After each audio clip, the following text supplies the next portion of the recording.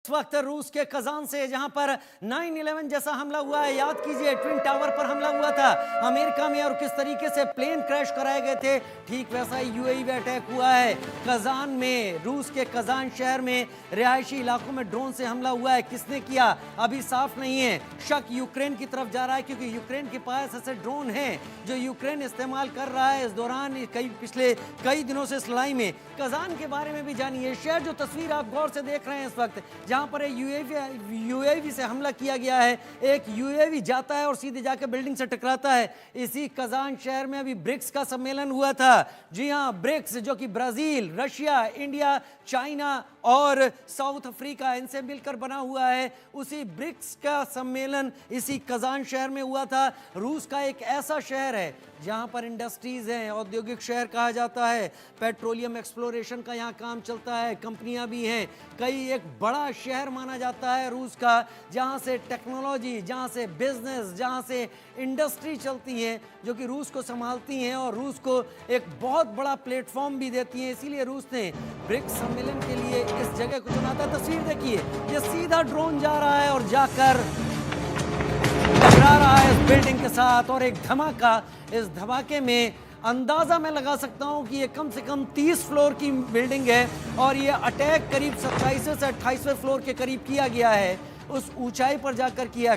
ये दूसरी तस्वीर देखिए, दूसरी तस्वीर गौर से देखिए, 9/11 की है, जब प्लेन को हाईजैक करके और उन प्लेन को ट्विन टावर में टकराया गया था। अमेरिका की तस्वीर, बार बार मैं आपसे यही कह रहा हूं, ट्विन टावर की तस्वीरें हैं। ये ट्विन टावर जो अमेरिका की पहचान हुआ करते थे, ये उसी ट्विन टावर की तस्वीरें जो 9/11 में ढा दी गई थी और उसके जवाब में ओसामा बिन लादेन को पाकिस्तान के एबटाबाद में घुसकर नेवी सील्स ने मार गिराया था। अजय जांडियाल मेरे सहयोगी मेरे साथ लगातार इस वक्त जुड़े हुए हैं। मेजर जनरल अनुज माथुर मेरे साथ जुड़े हुए हैं और मेजर मोहम्मद अली शाह मेरे साथ इस वक्त जुड़े हुए हैं। अजय, सबसे पहले तो बतौर रिपोर्टर मैं आपसे जानना चाहता हूं, इतनी बड़ी तस्वीरें, ये तस्वीरें शायद आज की तस्वीरें सबसे बड़ी तस्वीरें कही जाएंगी और कल अखबारों की हेडलाइन होने वाली हैं, क्योंकि इस अटैक से नुकसान कितना हुआ है वो तो अभी सामने नहीं आया, लेकिन दहशत और डर रूस में शायद ज्यादा फैलाया गया है। देखिए, बिल्कुल जिस तरह से ये हमला हुआ है राजीव, ये साफ दिखाता है कि यूक्रेन ने ये हमला अगर किया है तो उसका मकसद कहीं ना कहीं रूस को ये सताना था कि यूक्रेन जो है वो शांत नहीं बैठ रहा। यूक्रेन जो है वो छोटा देश हो सकता है मगर वो रुकने नहीं वाला है। और सबसे बड़ी बात कि इसके बाद के परिणाम के लिए यूक्रेन क्या तैयार है वो एक देखना होगा।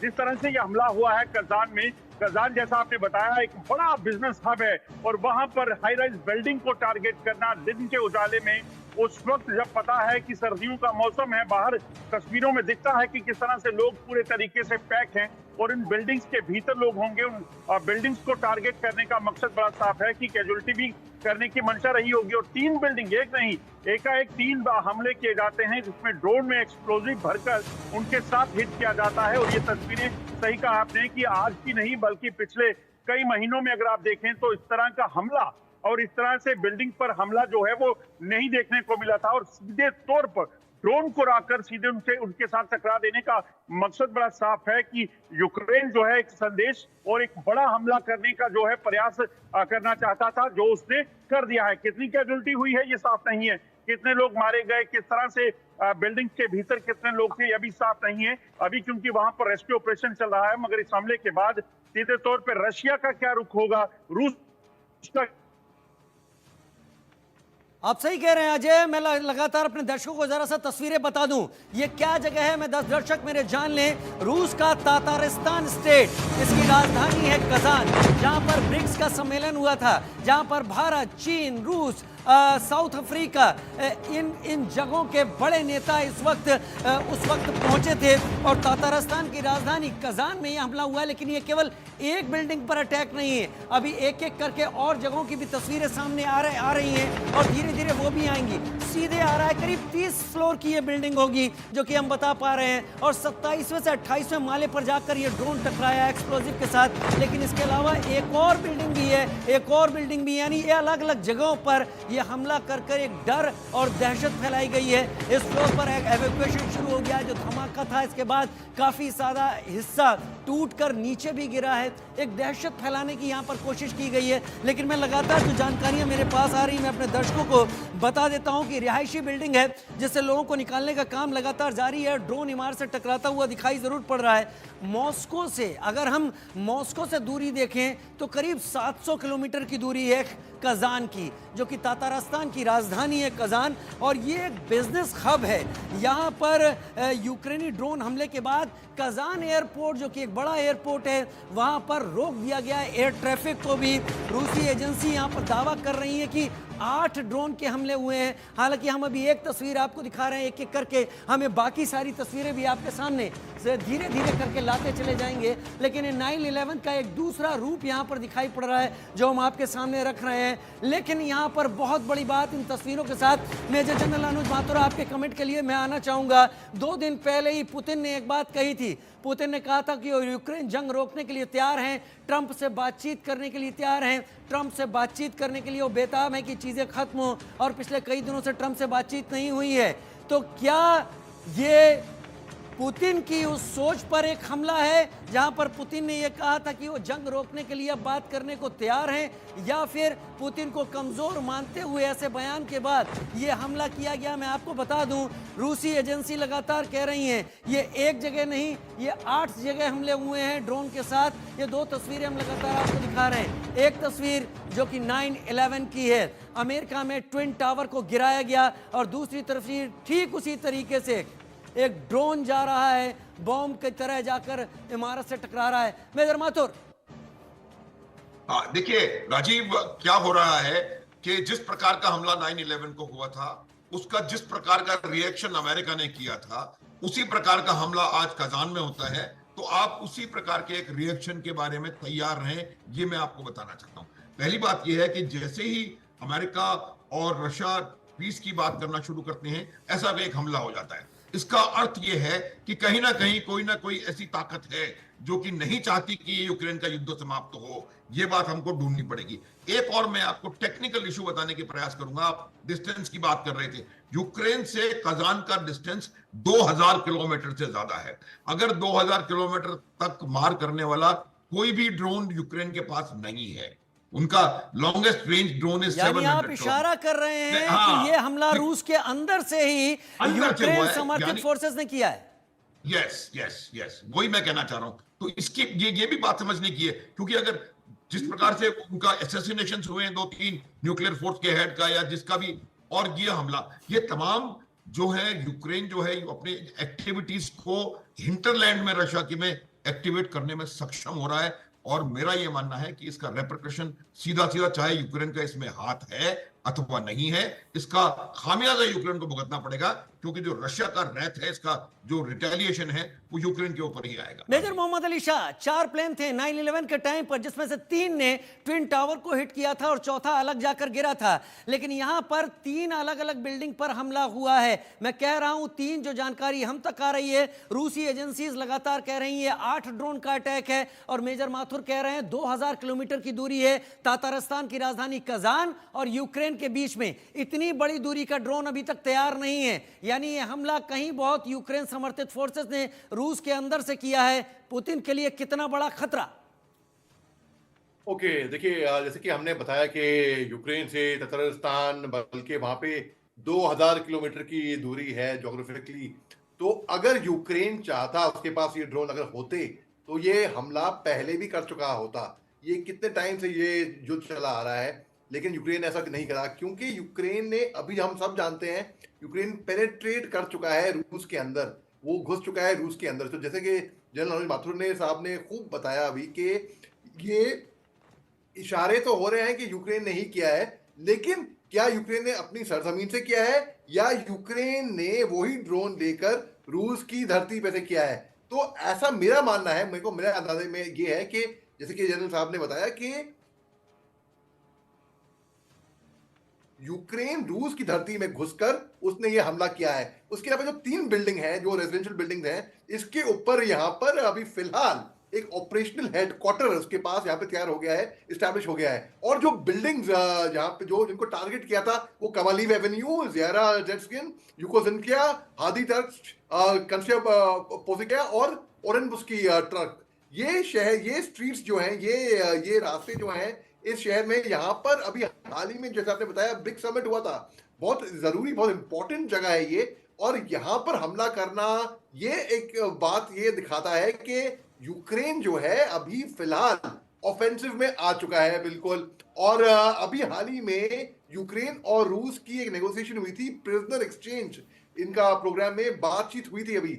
और एक और बात कि अभी रूस कहता है कि अभी नाटो उनके साथ तैयार कर रही है जंग लड़ना, तो वो तैयार रहे।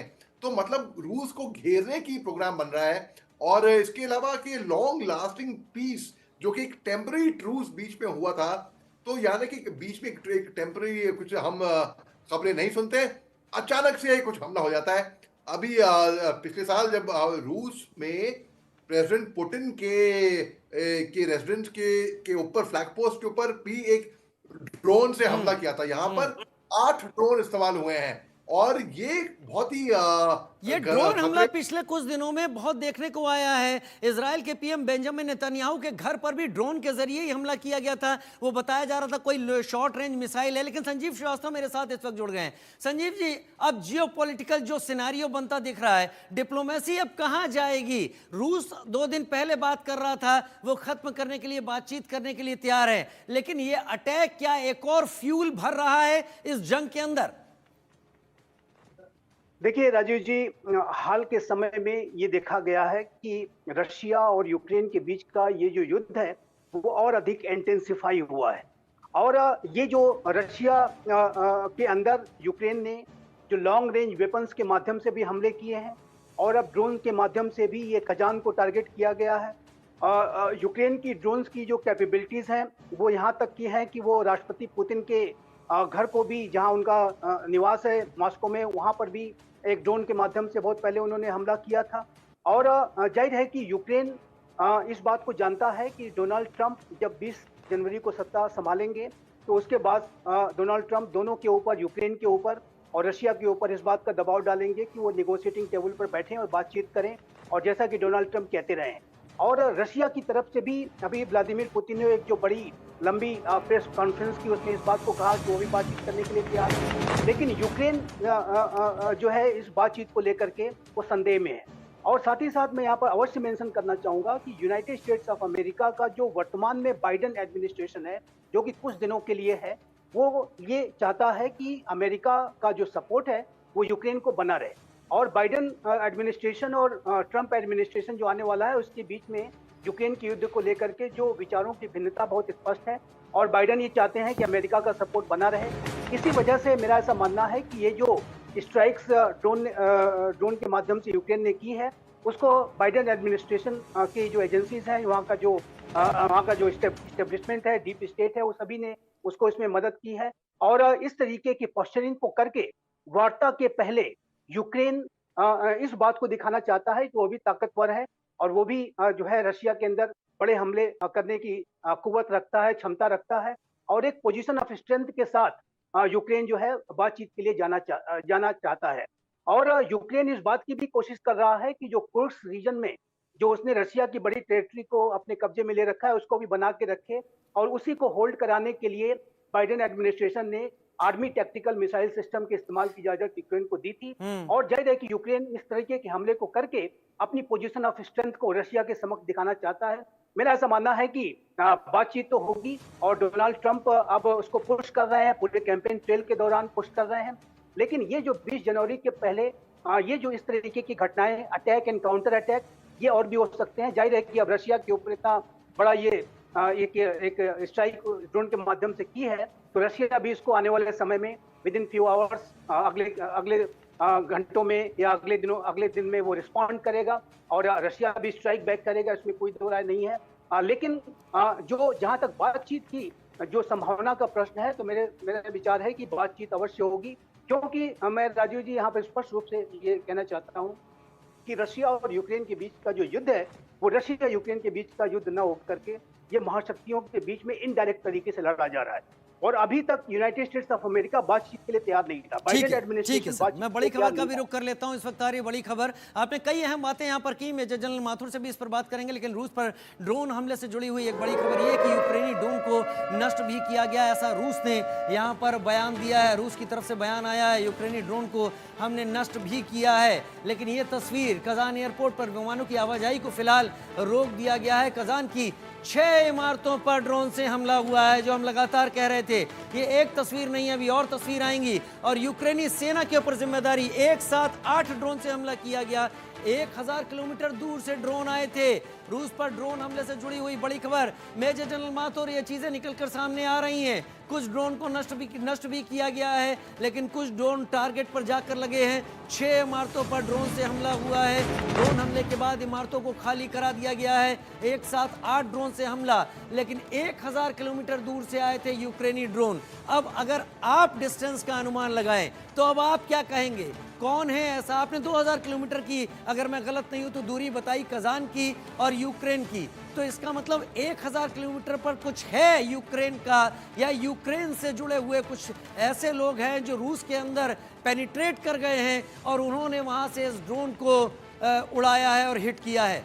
Major general Mathur. बिल्कुल बिल्कुल राजीव, बिल्कुल आपने सही कहा है। देखिए, जैसे ही उनके सीबीआर मतलब न्यूक्लियर बायोलॉजिकल चीफ का असैसिनेशन हुआ, वहां कोई लॉन्ग रेंज मिसाइल नहीं मारी। वहां एक स्कूटर में ले जाकर के आपने एक्सप्लोजिव लगा करके और उसको पिन पॉइंटेड तरीके से मार दिया है। इसका अर्थ बिल्कुल साफ है कि यूक्रेन ने ये बात बता दी है रशिया को कि हम आपके देश के हर कोने में, हर इंपॉर्टेंट जगह पर कुछ भी करने के लिए सक्षम है।